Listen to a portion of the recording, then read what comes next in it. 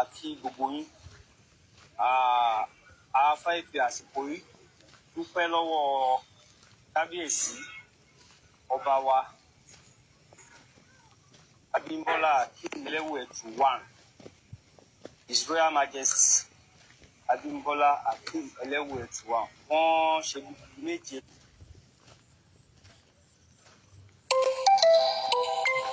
ẹ̀yin ará bíbá ẹ̀ mọ̀ gbà tó yẹ kẹ́ máa pè máa pè mí ọ̀yá.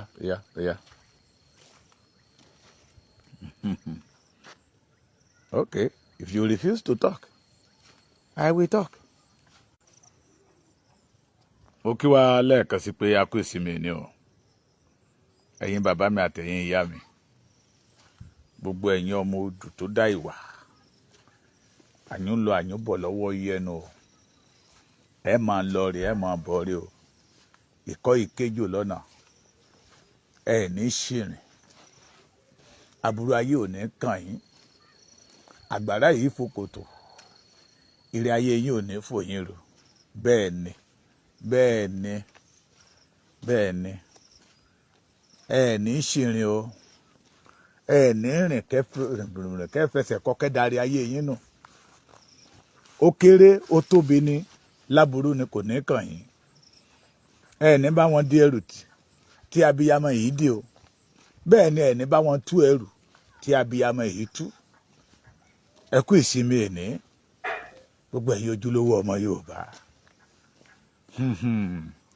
Yorùbá wípé à ń jèkuru kó tán gbá, bóyá kó tán láwo ni kí n sọ èdè Yorùbá kí n má sọ Yorùbá Èkìtì, pé à ń jèkuru kó tán láwo, àwọn alákọ̀ọ́rí tún ń gbọ̀nwọ́ ẹ̀ padà,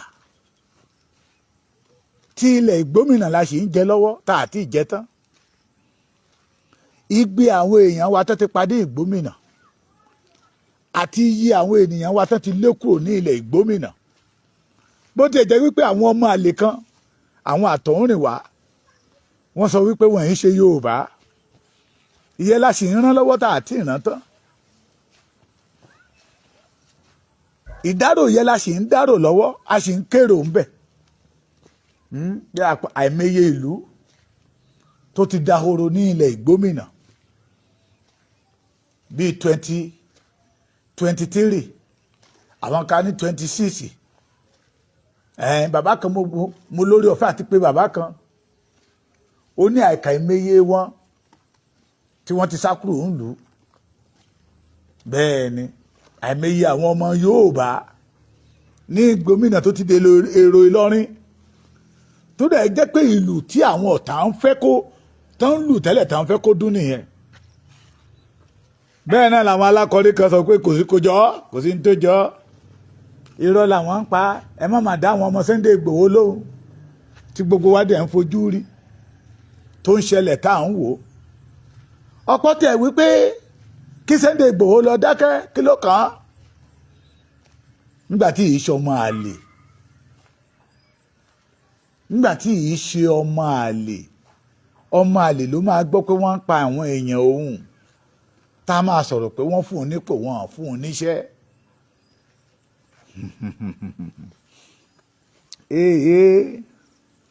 Àwọn kan sọ wípé àwọn ọba wa ò lágbára mọ́, àwọn ọba wa ò ṣe gbá mọ́. A dẹ̀ ń béèrè ìbéèrè kí ló mú ọba Benin àtọba Emir Ilorin sì lágbára lórí gómìnà títí wọn. Ṣèbí àwa iná ni, ṣèbí àwa iná ni. Bẹ́ẹ̀ tí ń wọlé tẹ̀ ń kí mi, á dára fún yín ìyá mi Felicia Òkèwálé, aburú ò ní ṣẹlẹ̀ sí bọ́dà mi Dára Poli, á dára fún yín Jamiu Agbọ́lá, Àjàlá tá ń nà ọ́. Mo ní ti gómìnà la ṣe rán lọ́wọ́, wọ́n ní wọ́n ti kó àwọn àmì síta, àwọn ọmọ ìgbómìnà láwọn ò rí àmì kankan o, pé kò dọ́dọ̀ wọn. Wọ́n náà ti kó àwọn àmì síta, àwọn àmì, wọ́n ní àwọn àmì tó ń rí ń bẹ̀ pé wọ́n ń ṣiṣẹ́ pọ̀ pẹ̀lú àwọn báńdíìtì.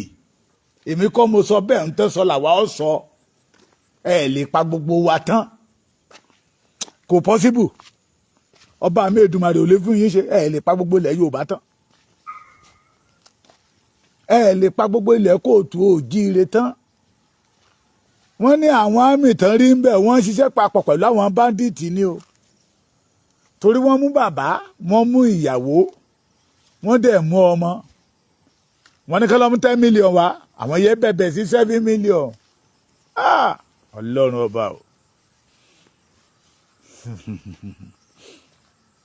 ewu lọ́tún ewu lósì à ń kí à ń sá ọ̀pọ̀lọpọ̀ ọmọ Yorùbá dẹ̀ ṣe ń sọ pé àwọn ò mẹ́ni tó kú ṣé a máa ń tẹ̀ ẹ́ túfò ajá ni wọ́n bẹ̀bẹ̀ sí 7 million ìgbà tó 7 million máa dọ́dọ̀ àwọn jagunlabi àwọn number 1 citizens of Nigeria wọ́n rìlíìsì ìyá àtọmọ wọ́n ní kí bàbá jókòó kó tó lọ mú 5 million wá ìgbà tó máa sọ fáwọn ìyàwó ìyá àtọmọ pé kó máa lọ wọ́n sọ fún wọn pé tó bá ti débi roundabout ẹ rí àwọn àmì ń bẹ wọ́n dẹ̀ débẹ̀ lóòótọ́ wọ́n bá àwọn àmì ìyẹn ni pé ọwọ́ kan ọwọ́ ẹsẹ̀ kan ẹsẹ̀ what are we saying?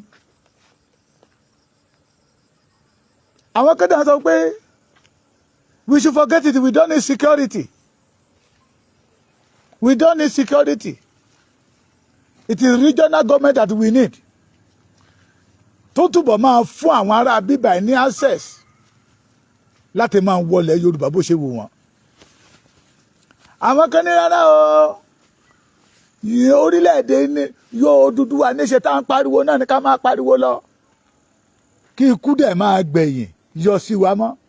Ọ̀rọ̀ yẹn dàbí ọ̀rọ̀ footballer ni that they have good striker.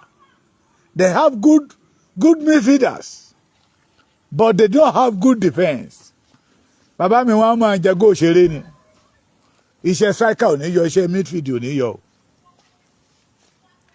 Wọ́n ti gbàgbé pé omi ẹ̀kọ́ náà ni. Ibẹ̀ yẹn kọ́ ni mò ń lọ. Ibi tí mò ń lọ náà ni wípé ní gẹ́rẹ́ ládédé gbọ́ pé wọ́n gbogbo àwọn tó sá kò lókè ọdẹ ní àwọn báńdíìtì ni o.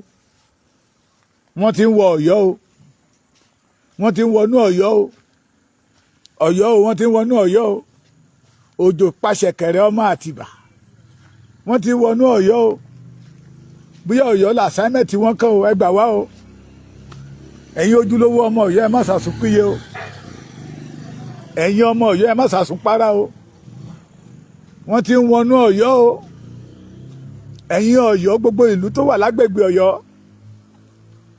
ẹni irọ́ ni odidi ọ̀gá ọlọ́pàá ló kọ̀ fáàmù area commander nígbà tá a lọ sọ́dọ̀ bàbá wa Ọọ̀ni Aláàfin Ọ̀yọ́ àrí ọ̀gá ọlọ́pàá yẹn ẹ̀yin náà ti máa rí gbogbo fídíò tí bàbá yẹn ṣe síta he confirmed that true the Boko Haram people wọ́n ti wọnú Ọ̀yọ́ wọ́n ti wà lọ́yọ̀ọ́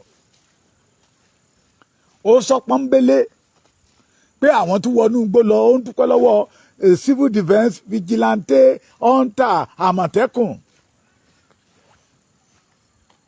iná ti ràn àìmọ̀jó mẹ́mọ̀rí kíkọ mẹ́tùmọ̀ àjó iná ràn ó kọ ọmọ tí ó kọwọ́ bẹ́ẹ̀rù iná ràn iná ti ràn ọ́ ẹjọ́ ẹ wá bá wa Ààrẹ Ọ̀nà Kakanfò ń kọ́ tán ní Aláàfin máa ń ṣígun fún and this is time for Aláàfin láti lè ṣígun fún Ààrẹ Ọ̀nà Kakanfò àbí Ààrẹ Ọ̀nà Kakanfò ti sùn lọ ni ṣé Ààrẹ Ọ̀nà Kakanfò ti sùn lọ ni ṣebí Ààrẹ Ọ̀nà Kakanfò Ọ̀yọ́ ló jẹ́ ogun ti wọlú Ọ̀yọ́ àwọn ọ̀tá ti wọlú Ọ̀yọ́ again. This present Ọ̀yọ́ must know too. Ààrẹ Ọ̀nà Kakanfò dà. Ó ní wọ́n fún un lóyè wọ́n fún un lóyè ni ó ní wọ́n fún un níṣẹ́. Iṣẹ́ ti dé báyìí o ọmọ aláṣẹ jẹ́ Òwòrè ọmọ aláṣẹ là. Ààrẹ Ọ̀nà Kakanfò Gani Adams gẹ́gẹ́ bí olórí jagunjagun Ọ̀yọ́ ṣé ó wá máa wọ Ọ̀yọ́ rúnà ní kọ̀yọ́ ó tú. Àwọn báńdíìtì ti wọbẹ̀ o nígbà tí ọ̀gá ọlọ́pàá yẹn ń dúpẹ́ lọ́wọ́ àwọn tẹ́jọ́ rìnrìn àjò yẹn ó yẹ ká lè dárúkọ Ààrẹ Ọ̀nà Kakanfò pẹ̀lú ẹ̀ àbí ìṣódà àwọn ń tà àwọn fijilante wọ́n wà most important ju OPC lọ́nìyẹn wọ́n wà relevant ju Ààrẹ Ọ̀nà Kakanfò lọ́nìyẹn tó sì ń dúró kí gómìnà kan wá pé òun tó sì ń dúró àfẹ̀yànjó yàwó di kò lè gbẹ́dìyẹ tó sì ń dúró kí gómìnà kan wá pé òun tó sì ń retí security allowance lọ́dọ̀ gómìnà pé kẹjọ pín ẹni táfíjó yàwó di olórí ogun Ọ̀yọ́ ogun ti wọ̀lú Ọ̀yọ́ èmi kọ́ mo sọ bẹ́ẹ̀ o ẹ̀yin ọmọ Ọ̀yọ́ gidi ẹ̀ ní rógun láṣẹ Olódùmarè ẹ̀ ní rógun ìrọ̀lọ̀ tá ń pa àwa yìí la máa borí wọn ṣùgbọ́n ọ̀gá ọlọ́pàá confam ẹ̀ pé this so-called Boko Haram they are already in Ọ̀yọ́ town ṣé àwa máa wòran ni ṣé Ààrẹ Ọ̀nà Kakanfò wọn máa wòran ni olórí ogun ni tó bá jẹ́ pé ó dójúlówó ọmọ Yorùbá lóòótọ́ àti lódodo tí ó jẹ́ pé àwọn ẹbí ẹ̀ ló ń yabo ilẹ̀ Yorùbá láti tẹ́ kó ba ilẹ̀ Yorùbá ó ti yẹ kó jáde látànà tó ní àwọn Boko Haram tó ti ń rí àwọn Boko Haram yẹn ó ti yẹ kó jáde kó pariwo síta ẹni lọ gba 50 million ní rí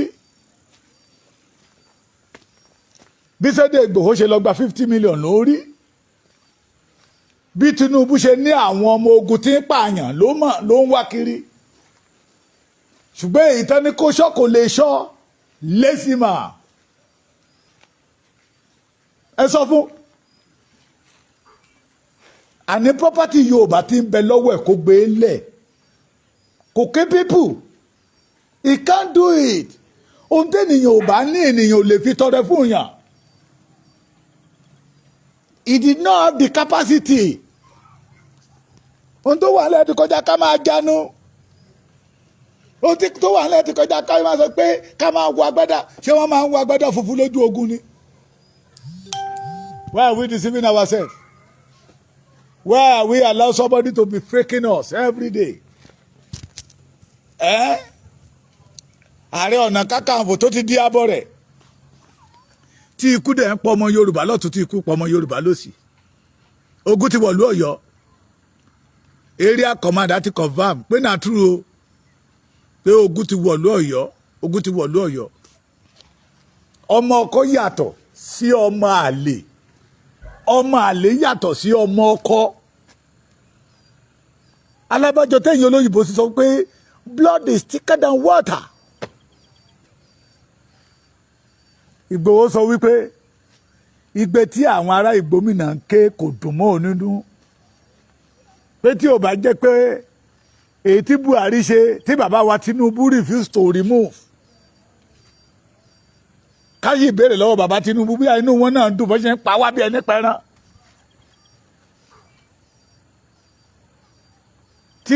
tí màálù àti Fúlàní fẹ́ gbàkóso ilẹ̀ Yorùbá ó ní inú òdù sí rárá ṣùgbọ́n Ààrẹ Ọ̀nà Kakanfò sì ń wá billions of naira tó máa fi strategize bàbá wa ọ̀wọ́ adé ẹlẹ́wù ẹ̀tù Gani Adam ló yẹ kẹ́ ẹ kọ́kọ́ pé o is a chief of security officer ṣé kí n pè ní chief of staff of Ọ̀yọ́ land òun ló yẹ kẹ́ ẹ kọ́kọ́ pè sá tó bá mọ̀ pé òun ò ké bébú ẹ̀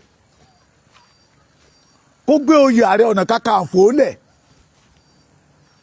kó gbé OPC lẹ̀ èmi ń sọ dáadáa àwa iṣẹ́ ọmọ kékeré tabalára jájálá ní ẹ́jìn tó tóbi they create OPC because of what? Because of the Yoruba struggle kì í ṣe pé a create OPC pé tí company kan bá ní the security tí ọmọ bá wọn sílẹ̀kùn tí àdúgbò kan estate kan bá ní the security tí ọmọ bá wọn sílẹ̀kùn ní estate wọn OPC ní estate OPC wọ́n di security sílẹ̀kùn. A organization that they create, they founder because of the struggle of the Yoruba race. Gani Adams is all this personal security. He should leave that OPC alone. He did not capable. That is the part of the problem that we have.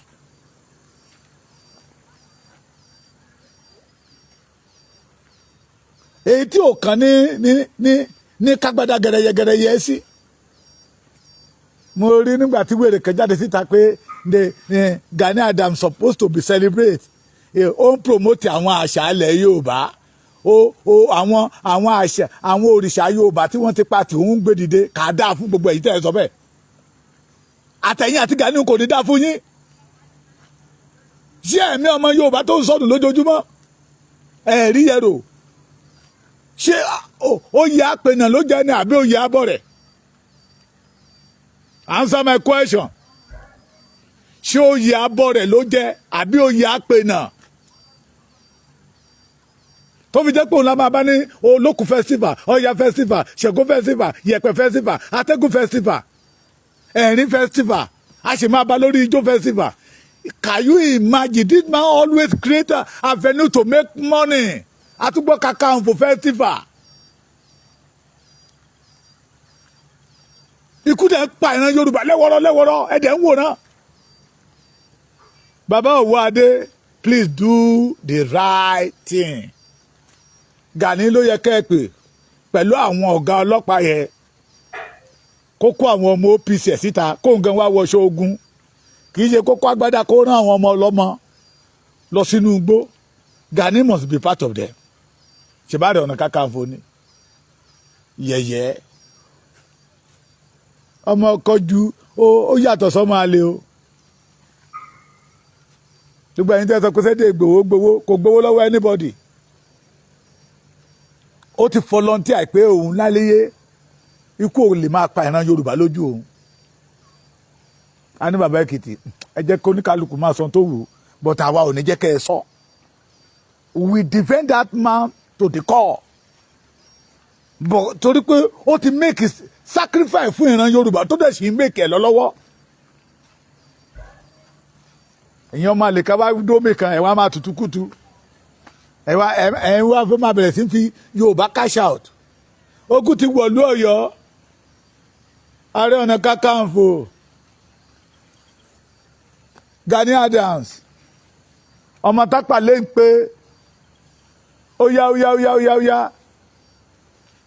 Bàbá wa Òwòadé ẹni tó yẹ kẹ́ ẹ pè nìyẹn. Gani ló yẹ kẹ́ ẹ pè olórí ogun yín ni pé Ààrẹ Ọ̀nà Kakanfò torí ìtàn tó pa fún wa ni pé Aláàfin ni máa ń ṣí ogun fún Ààrẹ Ọ̀nà Kakanfò and this is time sir kẹ́ ẹ ṣí ogun fún àṣà Yorùbá sì wà bẹ́ẹ̀ náà. And this area command, I follow protocol Tebafusa because he's a genuine Yoruba man. Ó dẹ̀ ń fẹ́ àlàáfíà fún ìran Ọ̀yọ́. Ẹ pé Gani kó tẹ̀ gbárí bóyá ó kájú ẹ̀ dùkùdùkù ẹnu àtàwọn wèrè tí ń tẹ̀lé lẹ́yìn tí wọ́n ń pa ìran yín tó jẹ́ pé à ń wíru ẹ̀ ń wíru. Ìṣẹ̀dálẹ̀ Yorùbá máa bi gbogbo yín léèrè. Ìṣẹ̀dálẹ̀ Yorùbá á bi gbogbo yín léèrè. And I want every one of us, most especially ẹ̀yin ọmọ Ọ̀yọ́, ẹ má jábí ṣeré o. Ọ̀gá ọlọ́pàá yẹn ní nà tú o, náà bí làláì o. Mo tún wí eléyìí, mo tún dákẹ́ ná. Bí mi bá ṣe ń rí lèmi ọmọ jáde. Bí mo bá rí lẹ́ẹ̀mẹ́wàá ní èdè, màá jáde fún yín lẹ́ẹ̀mẹ́wàá léde. I will show you that Sunday Igboho yàtọ̀ sí ẹ̀yin. Sunday Igboho yàtọ̀, ó ti ṣe rí, ó ti wọnú igbó, ó ti perform àti rí. Ó lé Sẹ́ríkì Ìgàngán, ó wọnú igbó fọ Ìgàngán àtòkè Ògùn, ó fọ̀ mọ́ táwọn yẹn jubilate lénìí. Rí ńgbà tó lọ bẹ̀ ní ẹ̀yin ará Ìgàngán ẹ̀yin òkè Ògùn, ẹ káre láyé, ẹ dójú tì mí. Ọba mi Èdùmàrè ò ní dójú tì yín. Ẹ fẹ̀mí ìmoore hàn. pé láì jẹ́ pé Sunday Igboho wá fọ̀dọ̀ wa mọ́ ọ̀pọ̀lọpọ̀ nínú yín ti sádànù bóyá òkè ògùn bá ti di gbogbo àwọn ọba tí wà ń bẹ̀ bá ti máa pè ní emir òkè ògùn emir òkè ògùn tú emir òkè ògùn ti rí Sunday Igboho wọbẹ̀ ó fọ mọ́ tó odidi sẹ́ríkì di number 1 sẹ́ríkì in Yorùbá land tó sọ pé tó bá ti rí Sunday Igboho ẹ̀rù á máa bà òun òtútù á mú ara mi á gbẹ pẹ̀pẹ̀pẹ̀pẹ̀ Sunday Igboho ṣí nídìí just 7 days akọni ọmọ irúnmọlẹ̀ kàkà kí Olódùmarè ojúlówó ọmọ kóòtù òjíire ó ṣí nídìí pé ní ilẹ̀ bàbá mi ọmọ ọkọ yàtọ̀ sọ́mọ àlè abẹ́ àwọn kan sọ pé nítorí Sunday Igboho ó wá ní Ìbàràpá ó wá rí ọmọ òkè ògùn ọmọ Ìbàràpá ní Gani Adams ó yá lọ́yọ̀ọ́ Ọ̀yọ́ ló ṣàjọba lójó Ààrẹ Ọ̀nà Kakanfò lé lórí wọ́n ń pààyàn ní àkókò gan tó ń kílèmù pé ibẹ̀ ló ń wà pé ọmọ ibẹ̀ ló ń ti wá bọ́dà wa Arógundádé yẹ sọ pé kò mọlé ó dẹ̀ yẹ ká sùn máa yẹ sí ọ̀rọ̀ yẹ kò yẹ kó máa sọ orú ọ̀rọ̀ bẹ́ẹ̀ sí Ààrẹ Ọ̀nà Kakanfò kó máa ní odidi Ààrẹ Ọ̀nà Kakanfò mọ́lé bàbá ẹ̀ kí ni ìyẹn mean show that is a bastard.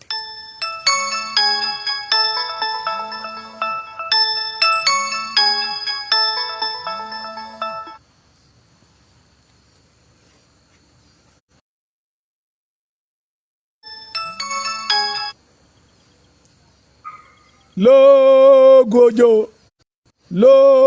òjò kó náà gbẹ̀wò ẹ̀tù ọ̀yá kó tẹ̀ lọ́ bá wa fọ Ọ̀yọ́ mọ́ kó tètè bá wa dá wọn padà.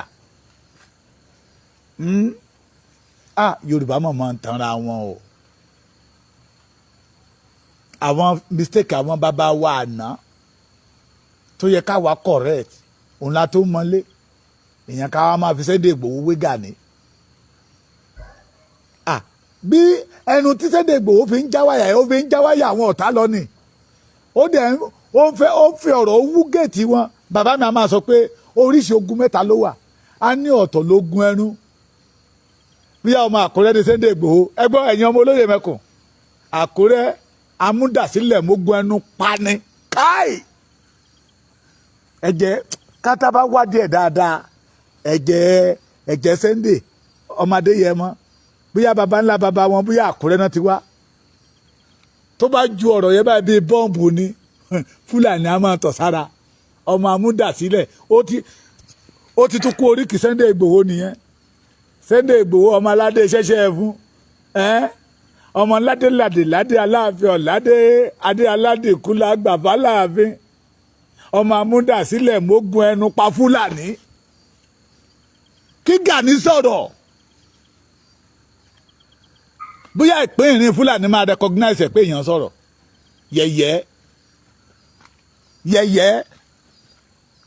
yẹ̀yẹ́ àbùkù lẹ́ máa kàn mo ti sọ dìmọ́ tí n bá ti rí fídíò àwọn ọmọ Gani níta lèmi ọmọ ńlá màmá Gani lórí ẹ̀yin ọmọ àtọ̀húnrìnwá tó fẹ́ balẹ̀ Yorùbá jẹ́ ẹ̀yin ọmọ àtọ̀húnrìnwá tẹ̀ ń lànà fún àwọn ọ̀tá ẹ̀yin náà ń lò láti open ọ̀nà fún àwọn Fúlàní orí ẹ̀ náà ló ṣẹlẹ̀ ní Ọ̀ṣun tẹ́ni nínú Àmọ̀tẹ́kùn wọ́n bá Fúlàní nínú Àmọ̀tẹ́kùn ó mà ṣe ó ṣe fọ́mọ tó ń jẹ irú ó ṣe fún ọ̀dájú ọmọ tí pọnmọ rẹ̀ balùwẹ̀ ẹ gbọ́ wẹ́rìnwẹ́rìn this time around operation fight to finish ni we will not allow